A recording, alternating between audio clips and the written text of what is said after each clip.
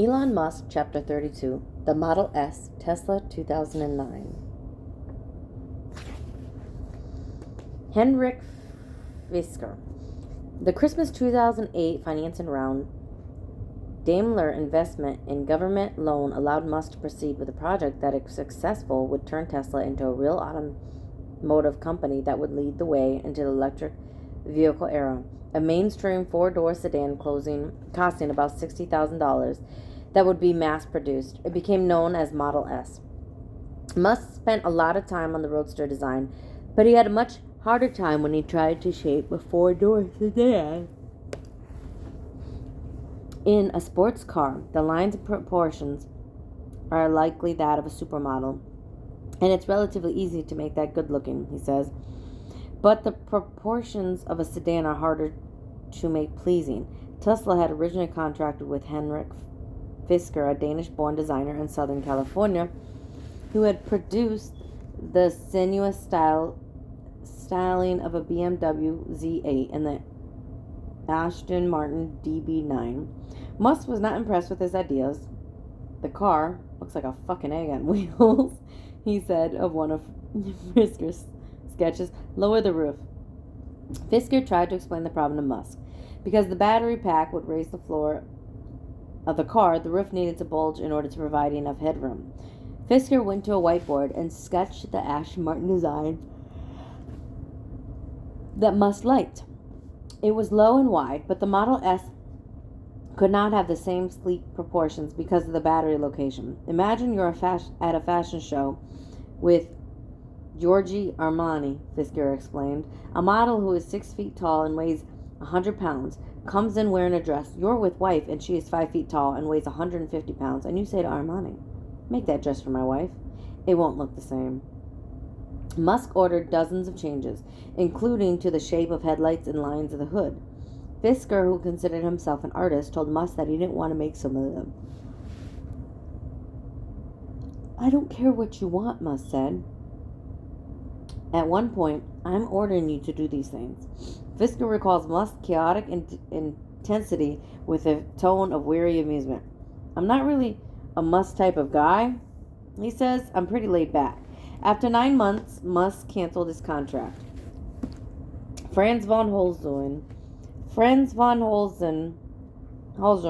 sorry, mispronounced it, but was born in Connecticut and lived in Southern California, but true to his name, has an cool aura. He dresses in animal-free Technic leather jackets and tight jeans, and he has an ever-present half-smile that hints at both self-confidence and polite humility. After graduating from design school, he became a journeyman working stints at Volkswagen, GM, and then Mazda in California, where he found himself stuck in what he calls a rinse and repeat cycle of doing uninspired projects. One of his passions was go-karting, and a fellow writer who was working on opening Tesla first showdown on Santa Monica Boulevard gave his name to Musk during the brutal summer of 2008. Having canceled Fisker's contract, Musk was looking for someone to set up an in-house design studio at Tesla. When Musk called Van Holtzen, he agreed to come for that afternoon. Musk gave him a tour of SpaceX, which blew his mind. He's launching rockets into space. Von Holtzen marveled. Cars are easy compared to this. They continued the conversation at the opening party that evening for the Santa Monica showroom. In a conference room, away from the other partygoers, Musk showed him pictures of the work that Fisker had done on the Model S. "That is really no good," Von Holtzen declared. "I can make you something great." Musk started laughing. "Yes, let's do it," he said, hiring Von Holtzen on the spot. They would end up becoming a team like Steve Jobs and Johnny Ive, one of the very few calming and non-dramatic relationships Musk would have, professionally and personally. Musk wanted the design to be near his cubicle at the SpaceX factory in Los Angeles. rather than at Tesla office in Silicon Valley. But he did not have the money to build it. So he gave von Holsten a corner in the rear of the rocket factory, near where the nose cones were being assembled, and erected a tent to give his team some privacy. The day after he arrived, von Holstensen stood next to Gwen Shotwell near the canteen of the SpaceX factory and watched on the monitors as the company made its August 2008 third launch attempt from Kauai. That was a launch that failed when the booster, just after separation, launched slightly and bumped the second stage. It dawned on him that he left a cushy job at Mazda to work for maniac genius addicted to risk and drama. Both SpaceX and Tesla seemed to be spiraling into bankruptcy. Armageddon was hitting, he says, and there were days when I thought, man, we may not survive to be able to show this cool car we're dreaming about. Von Holstensen wanted a sidekick, so he reached out to an auto industry pal he had known for years, Dave Morris, a clay molder and engineer with a Dolly fish and chips accent from his northern London childhood. Excuse me. Dave, you don't realize how bootstrapped this organization is, Von Holsten told him. This is like a garage band. We may be going bankrupt, but when Von Holsten took him through the rocket factory to the design studio, Morris was hooked. If he's this hardcore about rockets and he wants to do cars, Morris thought, then I want to do this. Musk eventually bought an old aircraft hangar next to the SpaceX factory to house Van Holstensen and his studio. He would drop by to talk almost every day.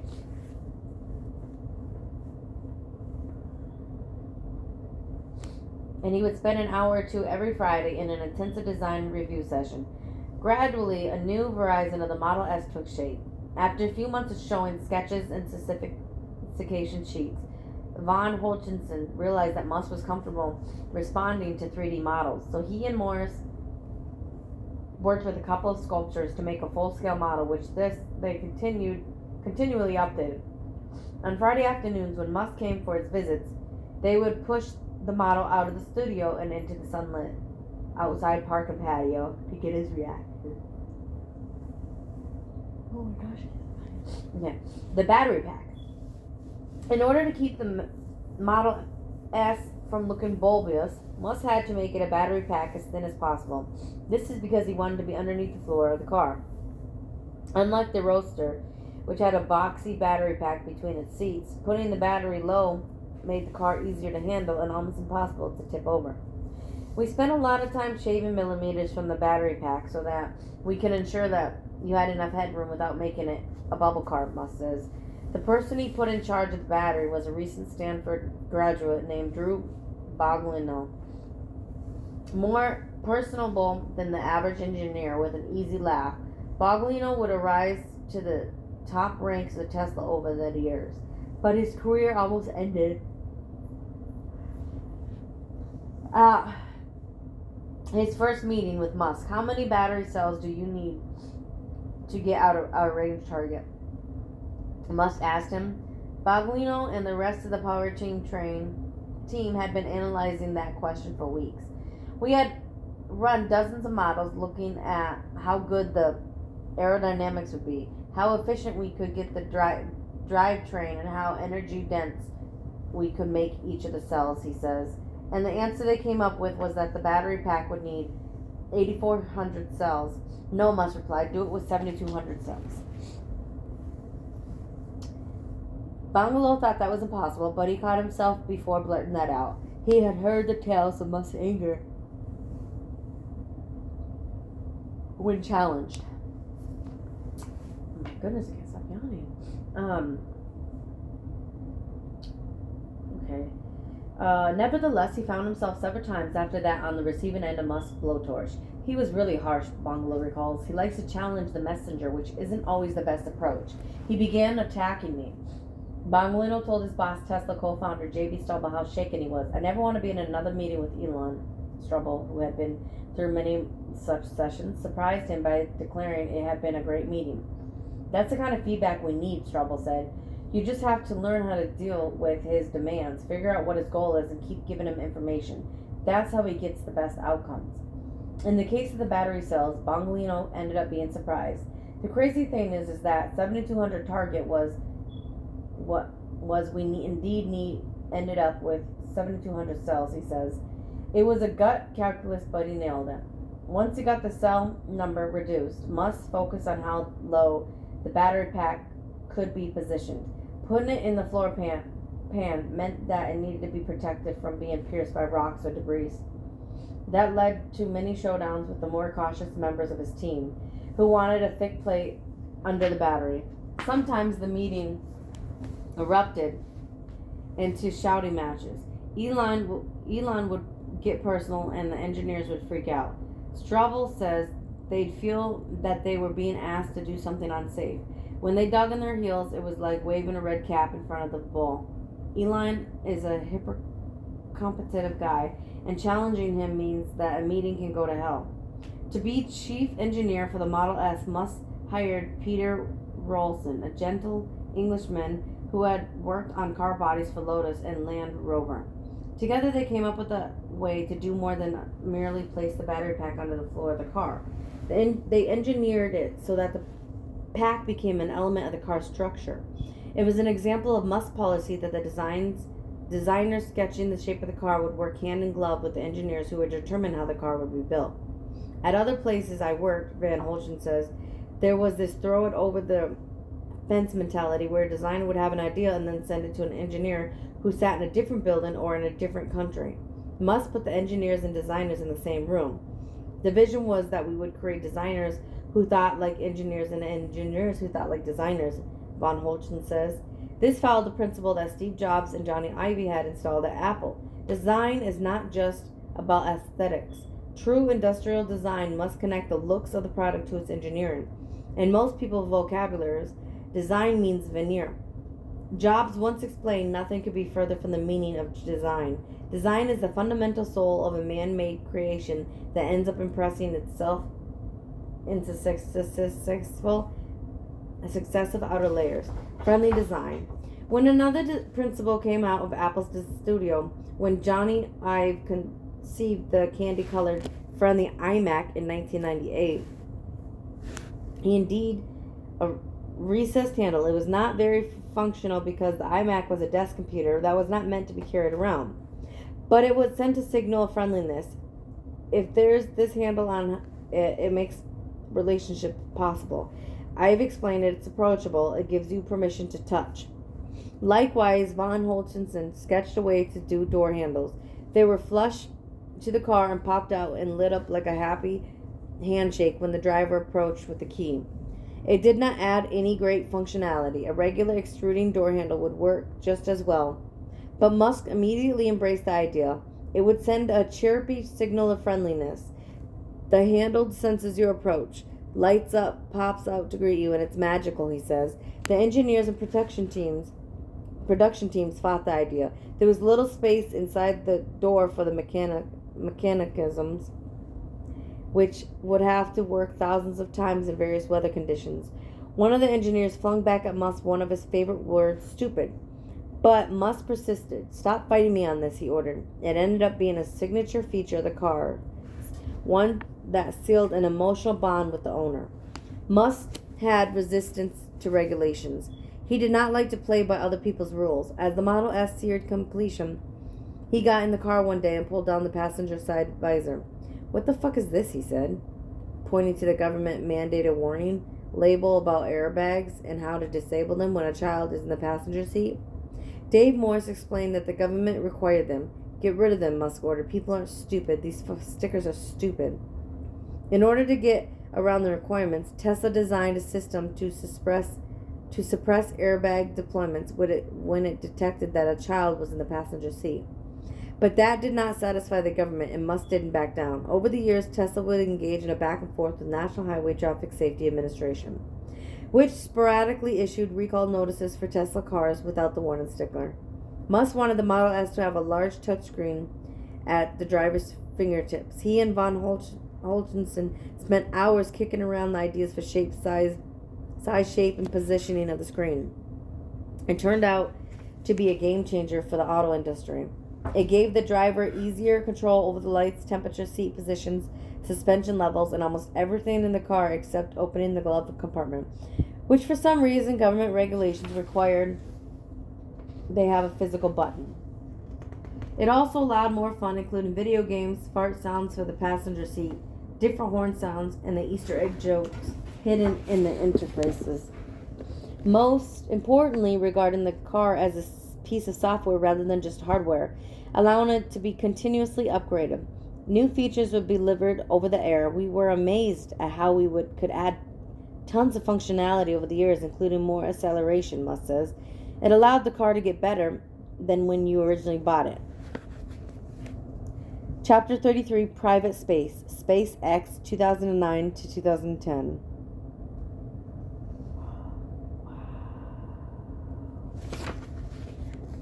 Falcon 9, Dragon, and Pad 40.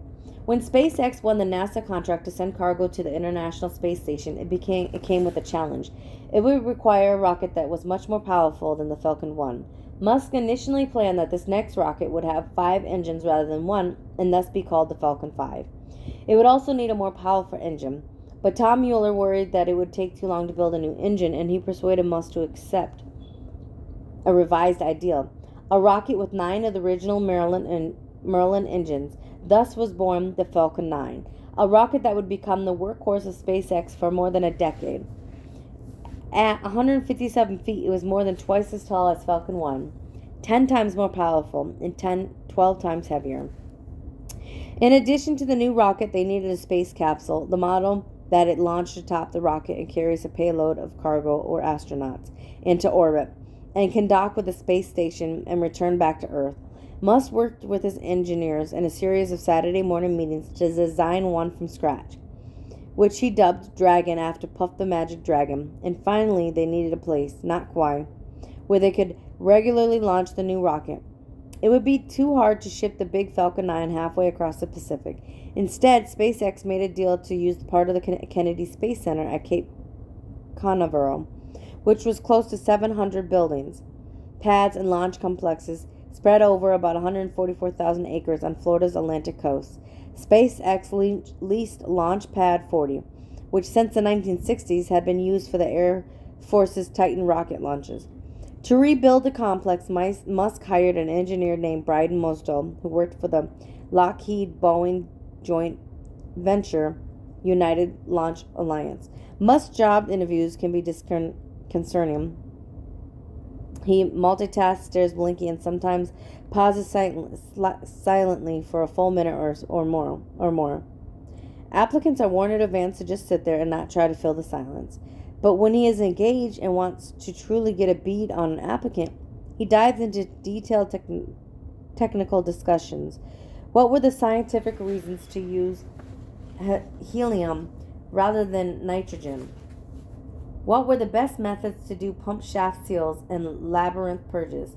I have a good neutral net when it comes to assessing with just a few questions a person's ability to perform.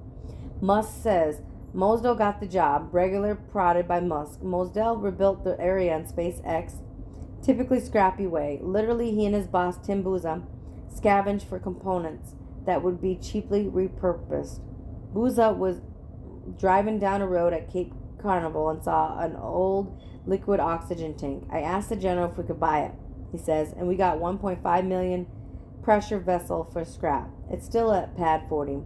Musk also saved money by questioning requirements. When he asked his team why it would cost $2 million to build a pair of cranes to lift the Falcon 9, he was shown all the safety regulations imposed by the Air Force. Most were obsolete, and Mosdell was able to convince the military to revise them. The cranes end up costing $300,000. Decades of cost-plus contracts had made aerospace flabby. A valve in a rocket would cost 30 times more than a similar valve in a car. So Musk constantly pressed his team to source components from a non-aerospace companies. The latches used by NASA in the space station cost $1,500 each. A SpaceX engineer was able to modify a latch used in a bathroom stall and create a lock-in mechanism that cost $30. When an engineer came to Musk's cubicle and told him that the air cooling system for a payload bay of the Falcon 9 would cost more than $3 million, he shouted over to Gwen Shotwell in her adjacent cubicle to ask what an air conditioning system for the house cost. About $6,000, she said. So the SpaceX team bought some commercial air conditioning units and modified their pumps so they could work atop the rocket. When Mosdell worked for Lockheed and Boeing, he built a launch pad complex at the Cape for the Delta IV rocket. The similar one he built for Falcon 9-1 cost 1/10 as much. SpaceX was not only privatizing space, it was upending its cost structure. Obama at SpaceX. I've been told we should extend the space shuttle program. Is that right? Barack Obama asked his campaign advisor on space issues, Lori Garver, in early 2008. No, she answered. The private sector should do this. It was a risky piece of advice. SpaceX had failed 3 times to launch a satellite into orbit and was just about to make what might be its final attempt. Garver, a NASA veteran, was trying to convince the Democratic nominee for president that America's approach to rocket building needs to change. NASA was planning to ground the space shuttle and hoped to replace it with a new rocket program it called Constellation. It was being run in the traditional way. NASA awarded cost-plus contracts to the Lockheed Boeing United Launch Alliance to build most of the components. But the project cost of the program had more than doubled, and it was nowhere near completion. Garver recommended that Obama scuttle it and instead allow private companies such as SpaceX to develop rockets that could take astronauts into space. This is why she, like Musk, had a lot of writing on fourth launch attempt of the Falcon 1. From Kauai that September, when it was a success, she received congratulatory calls from Obama's top staffers, and Obama ended up appointing her the deputy administrator of NASA. Unfortunately for Garver, Obama chose her as boss, Charlie Bolden, a former Marine Corps pilot and NASA astronaut, who did not share her enthusiasm for partner with the commercial sector. I was not an ideology like many around me who felt that all we needed to do was take NASA's budget, take everything from human space flight and give it to Elon Musk and SpaceX, Bolden says.